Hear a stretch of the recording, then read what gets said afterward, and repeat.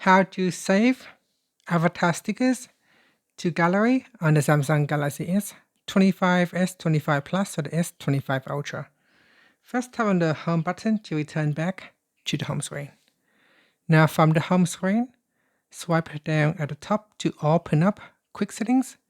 In here, tap on the settings button. Then we scroll down and tap on advanced features.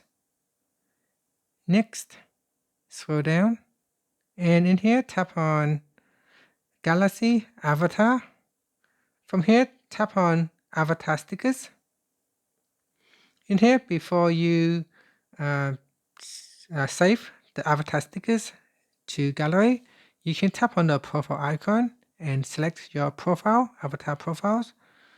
After that, tap on the back key, and this will load up new stickers based on your selected profile. From here, to save the avatar stickers, just tap on it, then tap on Add to Gallery. And now if you open up your gallery, you can see we have now saved the avatar down to your gallery.